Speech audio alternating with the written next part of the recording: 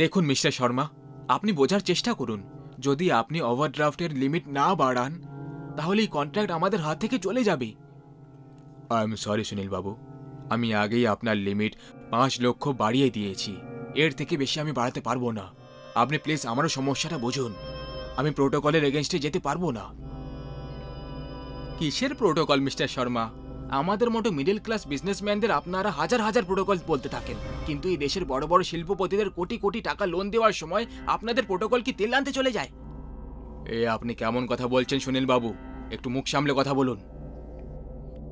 চলো এখান থেকে ভাই, আমরা অন্য কিছু ভাববো। অমিত প্লিজ, তুমি তো জানো যদি প্রজেক্ট হাত থেকে চলে যায় তাহলে আমাদের মিডল ক্লাস বিজনেস লেভেল থেকে উঠতে বহু বছর লেগে যাবে। আমি আপনার সমস্যাটা বুঝতে পারছি সুনীল বাবু, কিন্তু আপনি আমার সমস্যাটা বোঝার চেষ্টা করছেন না। আমি শুধু এইটুকুই বলতে পারি যে আপনি যখন কোনো বড় শিল্পপতি হয়ে যাবেন তখন আপনার জায়গায় অন্য কেউ হবে। এটাই আমাদের সিস্টেম। আই হোপ আপনারা বুঝতে পারছেন।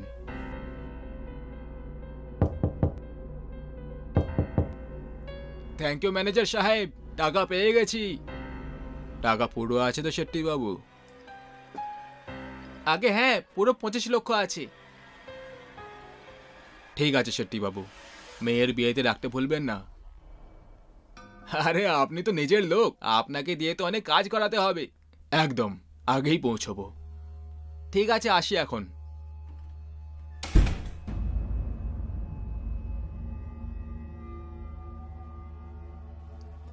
আমরাও চলি তাহলে শর্মা বাবু।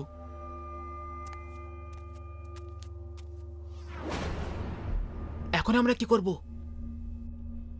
যখন সমাজ সাথে না থাকে তখন উল্টো পথ ধরতে দেরি করা উচিত নয় অমিত। না হলে অর্ধেক জীবন গরিব হয়েই কেটে যায়। আর আমি গরিব হয়ে মরতে চাই না। এই প্রজেক্ট যে কোনোভাবে পুরো হবে। তোর কোনো কথা আমার মাথায় ঢুকছে না। তুই বলতে কি চাইছিস? ওই লোকটাকে লুটে নেব। ওর কাছে পুরো 25 লক্ষ টাকা আছে, ওতেই কাজ হয়ে যাবে। তুই পাগল নাকি? আমরা কোনো চোর ডাকাত নয় সুনীল, আমরা বিজনেসম্যান। বিজনেসম্যান বলেই জানি যে সমস্যার সময় কি করাটা ঠিক হবে। এবার তুই সাথ দে বা না দে, আমি এই কাজটা করেই ছাড়বো। বল তুই কি করতে চাস? যদি ও আমাদেরকে চিনে ফেলে তখন? তাহলে ওকে মেরে ফেলবো। তাড়াতাড়ি বল, সাথ দেবি নাকি আমি একাই যাব? ও চলে যাচ্ছে। টেনশন নিস না, আমি এই কাজ একাই করে নেব।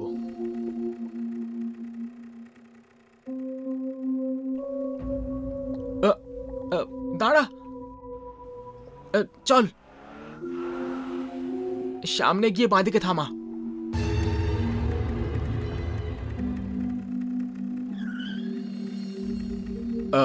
কি হয়েছে বাবা? কিছু না আঙ্কেল, গাড়ি একটু গরম হয়ে গেছে। আরে আপনারা তো এক্ষুনি ব্যাংকে ছিলেন তাই না? ঠিক আছে, সামনে একটা গ্যারেজ আছে, ওখান থেকে আমি একটা মেকানিককে পাঠাচ্ছি।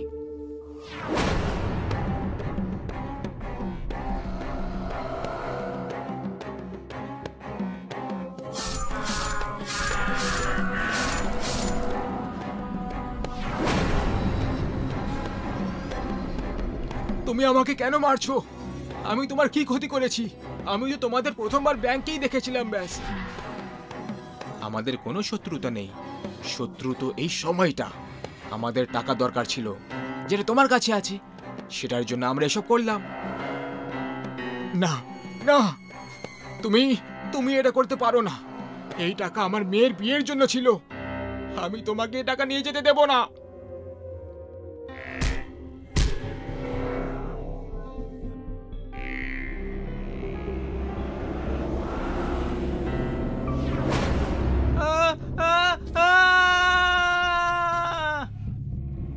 হে আত্মা, এই পৃথিবীতে তোর সময় পূর্ণ হলো।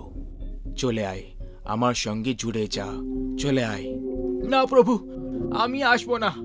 যতক্ষণ না আমি দোষহীন এই মৃত্যুর প্রতিশোধ না নিয়ে নি, ততক্ষণ আমি এখান থেকে কোথাও যাব না। এটাই তো জীবন চক্র আত্মা। জীবের মাটিতে আসার অজুহাত অনেক আছে, সেইভাবে যাওয়ারও অনেক অজুহাত রয়েছে। সেই অজুহাতের মধ্যে একটা অজুহাতের হাতে তুমি আমার কাছে ফিরে এসেছো। আমার আসতে কোনো সমস্যা নেই প্রভু, কিন্তু যে লোকগুলো আমার মেয়ের বিয়ে আর ওর ভবিষ্যতে প্রশ্নচিহ্ন লাগিয়ে দিয়েছে, আমি তাদের থেকে প্রতিশোধ নিতে চাই। আমি ওদের লোভের ফলটা দেখাতে চাই।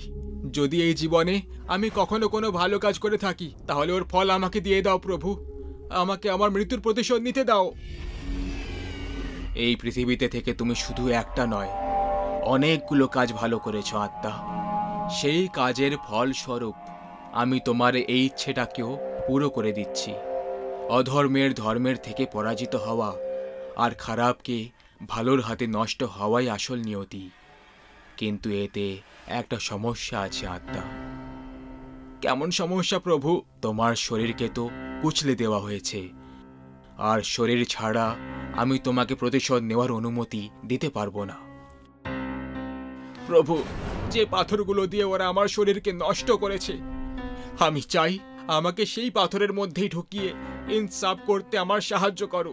তোমার এই ইচ্ছে পূরণ হলো আত্মা, তথাস্তু।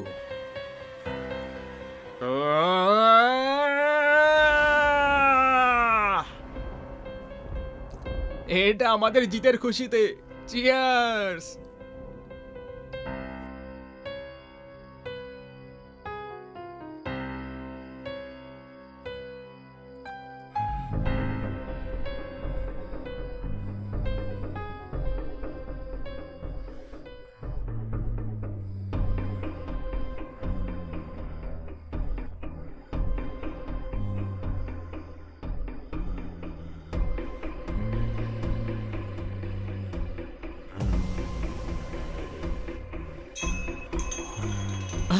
আরে, এটা কি ছিল?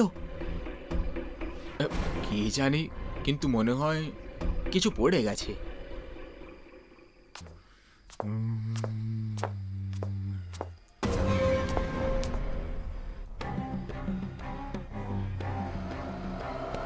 মরার জন্য তৈরি হয়ে যাও। তুমি কে? আরে, পাথরের মতো চেহারা কেন তোমার? আমাদের সঙ্গে তোমার কি শত্রুতা যে তুমি আমাদেরকে মারতে চাইছো? তুমি 3টে প্রশ্ন করেছো, তাই শেষের প্রশ্নটার আমি সবার শেষে উত্তর দিচ্ছি।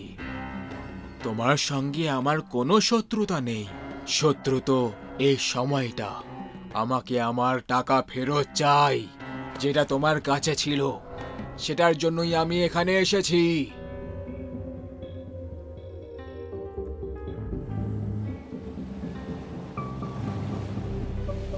দ্বিতীয় প্রশ্নের উত্তর হলো, এই চেহারা তোমরাই দুজন আমাকে দিয়েছো।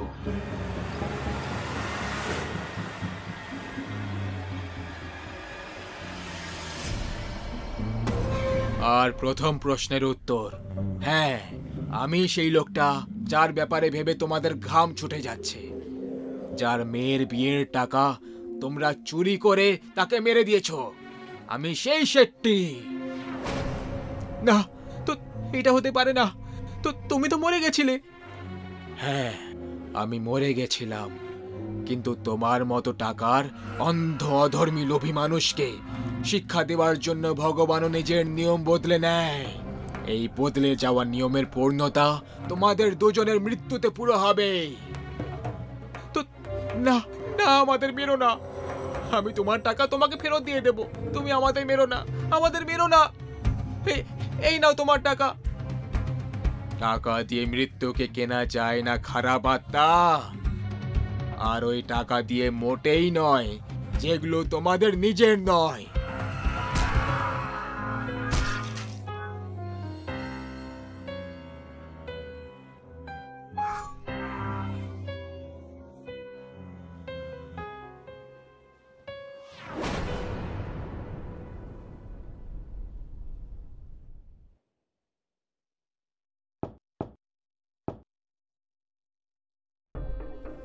সময় পূর্ণ হয়েছে আত্মা, চলে এসো, আমার সাথে বিলীন হয়ে যাও। ধন্যবাদ প্রভু, আমাকে এই রূপেই নিয়ে যাও।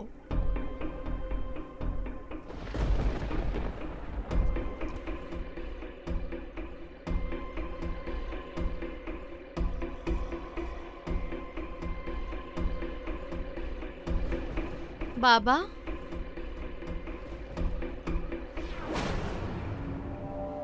কলিযুগের এরকমই বিচিত্র গল্পগুলো সময় মতো দেখার জন্য এই চ্যানেলটা সাবস্ক্রাইব করতে আর বেল আইকনে টিপতে ভুলবেন না। আমার প্রিয় বাচ্চারা, ইতিহাস দেশের হোক বা বিদেশের, সেটাই সম্পত্তি হয় যার গোড়ায় আমাদের অস্তিত্ব লুকিয়ে আছে, আমাদের আজ লুকিয়ে আছে। তার সম্মান আমাদের ততটাই করা উচিত যতটা সম্মান আমরা আমাদের ইচ্ছের প্রতি করি।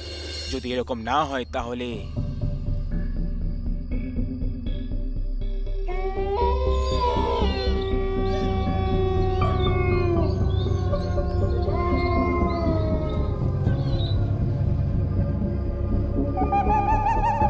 ভাই, জানি না কেন আমার মনে হচ্ছে যে আমাদের এই কেল্লায় যাওয়া উচিত না, খারাপ কিছু হয়ে যাবে। আরে ওই ভিতু, তুইও তো 3 পত্তি খেলার সময় শর্ত লাগিয়েছিলি যে তুই জিতলে আমাদের দুজনকে মাঝ রাতেই কেল্লায় মদ খাওয়াবি। এখন জিতে গেছিস তো পার্টি দিতে তোর ফেটে যাচ্ছে। আরে ভাই, পার্টি দিতে মানা করছি না আমি, এই কেল্লায় যেতে মানা করছি। আমার কথা শোন, আমরা এই গাড়িতে বসে খেয়ে নি। শোন, যদি তোর এতটাই ভয় লাগছে তাহলে তুই এখানেই দাঁড়িয়ে থাক, না হলে বাড়ি ফিরে যা। আমরা ভেতরে যাচ্ছি, চল। আরে ভাই, তোরা দুজনও না 1 নম্বরের জেদি। তোদের থেকে আলাদা থেকে আমি কি টিম পারবো? এই না হলে কথা, চলায়। অমিতের ষষ্ঠ ইন্দ্রিয় ওকে সঠিক সংকেত দিয়ে দিয়েছিল, কিন্তু কথায় বলে না, যখন মৃত্যু আসার হয় তখন মানুষ চাইলে যতই চেষ্টা করুক 1 ইঞ্চিও দূরে থাকতে পারে না। আর ওরা 3 জন তার দিকে এগিয়ে গেল। কি দারুণ কেল্লা বাইরে! এটা দেখে তো প্রথমবার সরকারকে প্রণাম করার ইচ্ছে করছে। হ্যাঁ, কি মেনটেন করেছে ভাই, একটুও কোথাও নোংরা নেই। এখানে নোংরামি করা একেবারে নিষেধ। এখানে নোংরা করলে অভিশাপ দেওয়া হবে। তাহলে এটাই পরিষ্কারের আসল কারণ। কোনো ব্যাপার না, আমার কাছে কয়েকটা পলিব্যাগস আছে, আমরা আমাদের কোণা তাতে রেখে দেব। আরে ও, আমরা এখানে মজা করতে এসেছি, আর মজা ভদ্র হয়ে করা যায় না। যেটা হওয়ার সেটা হবেই। বাকি সরকারি চাকর আসবে সকালে, পরিষ্কার করে দেবে। চলো এবার মজা করা যাক। জীবনে একটা কথা কখনো ভুলবে না বাচ্চারা, যদি তুমি দেশকে স্বচ্ছ রাখতে চাও তাহলে তাতে শুধু সরকারেরই নয়, বরং দেশের প্রত্যেকটা নাগরিকের ভাগিদারি থাকে। যে নাগরিক এই ভাগিদারি থেকে বেঁচে পালায় তার দরকার না তো দেশের থাকে, না পৃথিবীর, আর না টুনাগড়ের কেল্লার। চিয়ার্স! হ্যাঁ রে ঢ্যামনা, চল এবার তুই ফেল তোর বোতল। না ভাই, তোরা দেখলে না বোর্ডে কি লেখা আছে? এখানে নোংরা ফেলা একেবারে নিষেধ। আমরা নোংরা ফেলবো না। আরে ভিতু একেবারে ভয় পায় কি এসেকে ধরে না ফেলে। ভিতু, এই আমি ভিতু নয় বুঝলি, কিন্তু ওই বোর্ড। আরে ঠিক আছে, এখন বোঝাতে হবে না, তুই ভিতু এটাই সত্যি। আমি ভিতু নই। তোরা দুজন বোতল ছুঁড়েছিলি তো, এই দেখ এবার আমি কি করি। আমি এইসব করতে পারি। এই দেখ, আরো দেখ, এইটা দেখ। ও অহংকারী মানুষ, তুই আর তোর বন্ধুরা মিলে এই কেল্লার নিয়মটাকে ভঙ্গ করেছিস। এখানে প্রত্যেক জায়গায় লেখা আছে যেখানে নোংরা ফেলা নিষেধ, তাহলে কেন করলি? এটা কি হচ্ছে ভাই? আর এই মূর্তি কথা কি করে বলছে? আর এটা চলছে কি করে? আরে আমি তো কিছুই বুঝতে পারছি না। কিন্তু আমি সব কিছু বুঝতে পেরে গেছি।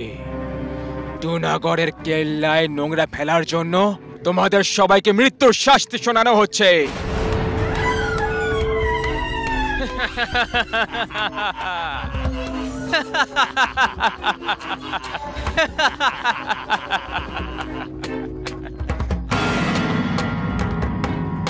এইসব কি ফাজলামি হচ্ছে? তোরা দুজন মিলে এইসব করেছিস আমাকে ভয় দেখানোর জন্য। কেউ কিচ্ছু করেনি মূর্খ অহংকারী মানুষ। তোরা তিনজন করেছিস মরার জন্য। তৈরি হয়ে যাও।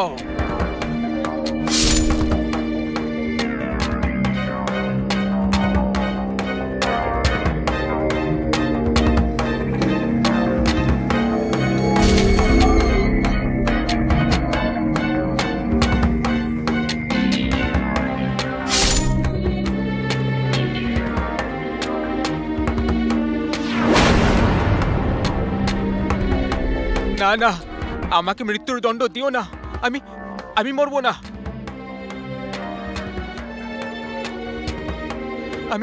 আমি পরিষ্কার করে দিয়েছি, সব পরিষ্কার করে দিয়েছি। না, এটা হতে পারে না।